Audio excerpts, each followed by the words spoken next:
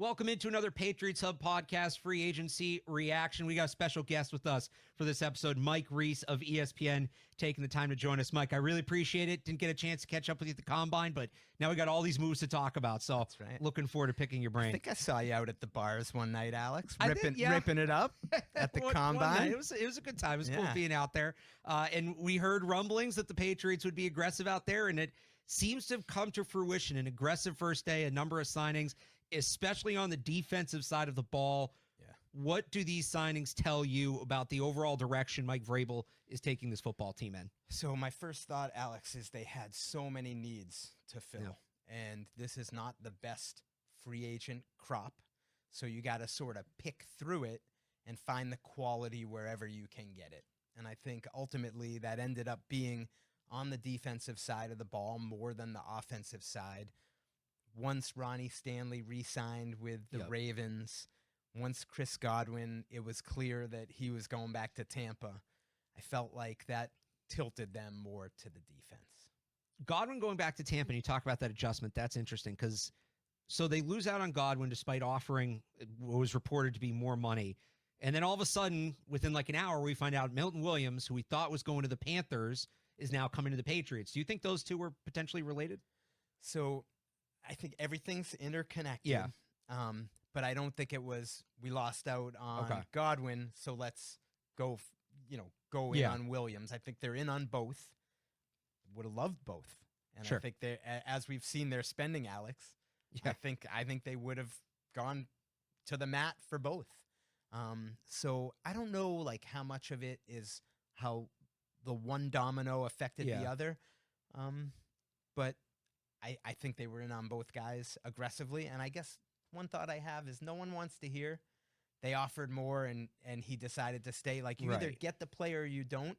But we can say they put their best pitch forward, and ultimately it didn't result in landing the player. We knew they were going to have to be the best offer on the table to get a lot of these guys, and it seems like they made an effort to do it. I said all week, 9 times out of 10 in pro sports, the team that offers the most money gets the player. Well, it does leave 1 out of 10, and apparently that's Chris Godwin. Obviously, Milton Williams got the big contract as kind of the headliner of the free agency class, but pound for pound, do you have like a favorite signing that they've made so far? Whew. So let's go through them together. Yep. So we were talking, I was in on the radio today with Beetle and Zoe. So Carlton Davis was a corner that I actually really liked coming in to free agency because I thought you put him on one side and Christian Gonzalez on the other. To me, you match up like probably as well as any team in the league at corner if Carlton Davis is healthy. And if he's, and I don't want to say if he's motivated. I mean, he's a professional, but you're giving him a big contract. So you hope he's coming in and he's still hungry. Right. I have to say, like, in theory, I really like that. The next gen stats tracking of lowest completion percentage against when you're the nearest defender. Christian Gonzalez is like top 2 or 3. Carlton Davis was like 5 or 6. You get lockdown on both sides, Alex. Yeah. So in theory, I really like it.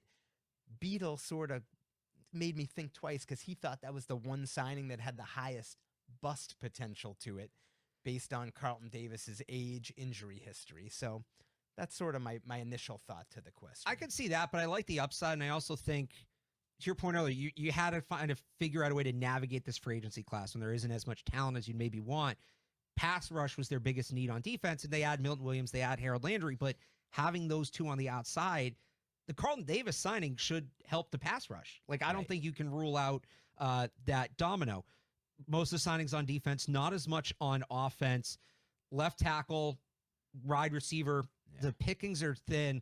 Let's start with wide receiver. Is a guy like Cooper Kupp in play? Do they turn their attention to the draft? If Cooper Kupp isn't play, if he gets free agency, do you think he'd realistically come here? Like, what do you think the next step should be at wide receiver?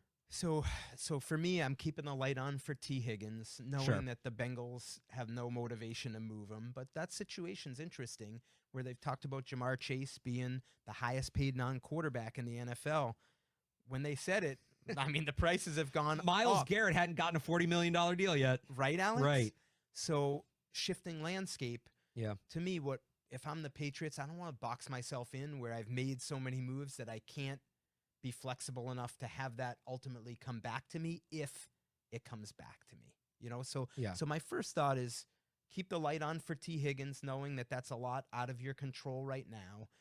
I personally have always loved Stephon Diggs, and I know there's a health question there. Maybe there's a culture fit question there. I don't know how they feel about him. To me, that's a guy that I would at least, if they came to us and been like, "Wait, what would you do, Alex?" And they said to me, "What would you do?" I'd say, "Why not Diggs?" And I'd love to hear their response to that. So those are two, and then the draft, obviously. Like if Travis Hunter's there at 4, I think I'd feel great about that, and I'd play him at receiver. But how about for you? I mean, what's your feeling on receiver? I honestly almost wonder. I'm also a really big fan of Stephon Diggs, and the injury concern is there, which does have me worried. But if you kind of know it's if they can get him on like a 1-year sort of thing or one of those 2-year deals, I'm almost getting to the point where I knew coming in they weren't going to be able to address everything, right? If you go in and say, all right, well, we hammered the offensive line, and they still have a way to go to get there. They need a guard, but like we hammered the offensive line, we hammered the defensive front. We got somebody to play opposite Christian Gonzalez, right? Okay, well now it's a weak wide receiver here. We'll get by with what we have. And now next year we can go all in on a wide receiver, right? We have all this flexibility. You still got to add somebody, and maybe that's where, maybe Stephon Diggs fits that mold as a tryout guy. Maybe Cooper Kupp as an older player fits that mode. Darius Slayton, I thought maybe could have been that guy he just signed. But I wouldn't hate it if the big move at wide receiver was pushed to next year when it's a better draft. Maybe there's more available in free agency via trade. The one to me is like tackle. That box has to get checked this offseason, I think, because if Drake May's in a clean pocket and he has no open receivers to throw to, it's not great, but I'd prefer that to him getting hit 10 times a game all year, right, and risking his health. So how do you view like the tackle spot and where they're at there? So my view on that is once Ronnie Stanley decided to go back to Baltimore, you're in a tough spot because you got to decide, would you pay Dan Moore 4 years, $82 million, which is what he got in Tennessee?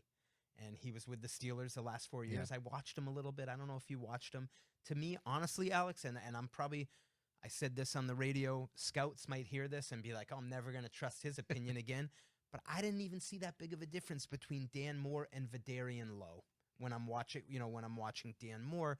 Jalen Moore of the 49ers, who was a backup to Trent Williams. I think he started like 12 games. He got $15 million a year from the Chiefs. I watched him. He looked fine. But did I notice a major difference between him and Vidarian Lowe? I didn't. So I sort of look at it and I was like, once Ronnie Stanley, who was to me the sure thing, other than the injury history, you're sort of in a tough spot, right? Like, so I guess what I'm trying to say is even if they sign those guys, I wouldn't be sitting here with you today being like, they got that left tackle squared away. Like, it's not a great place to be living. No, it's not. I'm with you on Dan Moore. I had kind of said that if you bring Dan Moore in, he's not necessarily for the money he got maybe, but like he's not a bad signing, but you're still going into camp with the competition at left tackle where it's more low, maybe a rookie, right? Cam Robinson's the one guy I feel like maybe bridges that where, and he's still out there. We'll see what they do with him afterwards though. Do you think there's a chance that, let's say they don't get Cam Robinson, right? Do you think there's a chance that we're spending the next month and a half debating externally, and maybe they're doing it internally, whether or not Will Campbell's a legitimate franchise left tackle? I understand the conversation. I don't think they would take Campbell over the other two, like Abdul Carter or Travis Hunter. I don't think they would box themselves into the need if those two were available. Just my hunch. Okay. Because I think those two are blue chip guys in any draft. That's what people who know more than me on this stuff say. Cam Robinson, I like him. If we're talking about 1-year deal, put something out in front of him that he's playing for. Maybe not the type of guy you want to be investing big in, but if he's willing to come here, that's opportunity. I actually sort of like it. I sort of like that one, Alex. So I'm keeping the light on, for lack of a better term, on that possibility. It would make a lot of sense to me. I just don't know how they feel about it, right? Okay. Like I mean, Marrone coached him. Doug Marrone, the Patriots offensive line coach, knows him well. He had tape from last year with the Vikings. I mean, the Vikings were winning a lot of games with him at left tackle. So to me, that's probably the best. If they did that, me personally, I'd feel a lot better. How about for you? Yeah, with Robinson, I'd feel 1-year bridge, and you're going back to the draft next year, seeing who becomes available. But it's a pretty good bridge, I think. You know, you're going to feel better. Again, we're not going into camp for the whateverth year in a row saying we got to see who wins the battle at left tackle, right? You're going to know going in it's Cam Robinson. I really appreciate you taking the time, Mike. I got to ask you one more because you wrote about it in your Sunday notes, and it's not being talked about enough. Okay. The kicker situation. Yeah. So it seems like maybe Joey Sly, not there anymore. Parker Romo still on the team. Yeah. Is it going to be a later veteran? Is it going to be a rookie? Are we going to be running over to the goalpost this year, tracking another kicker competition? Yeah. What direction do you think that thing's heading in? So what I hear, and who knows, plans can always change, is that, Parker Romo, who's kicked in the league, is right now their only kicker. The plan would be to bring another kicker in, whether it's an undrafted free agent. I'd be surprised if they do the old Bill Belichick thing where they draft one in the 4th round, but you never know.